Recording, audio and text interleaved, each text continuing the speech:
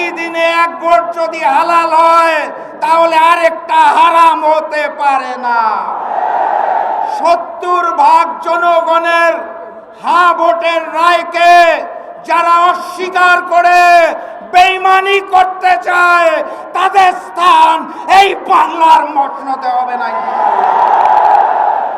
যাই বলা হয় তারা একটা শব্দ শুনিয়ে দেয়, কি সেটা? সংবিধান। সংবিধান উচ্চারণ করতে গেলে শেষে আসে ধান।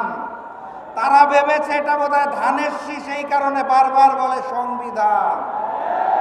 এটা ওই যে নির্বাচনের আগে নিকৃষ্ট স্লোগান দিত, কি জানি, লাগারে লাগা ধান লাগা, ওই ধান নয়। এটা ৭২-এর মুজিববাদী সংবিধান, যা পরবর্তীতে শেখ হাসিনার সংবিধানে রূপান্তর হয়েছে। সেই সংবিধানকে তারেকবাদের সংবিধান আমরা হতে দেব না। অতএব কথাবার্তা পরিষ্কার, গণভোটের রায়কে সম্মান জানিয়ে বাস্তবায়ন করুন, না হলে যেই আন্দোলন করে তোলা হবে মসনদ থাকবে না ইনশাআল্লাহ। বিজয়ের পথে যাত্রা শুরু, জীবন অথবা মৃত্যু। আসসালামু আলাইকুম।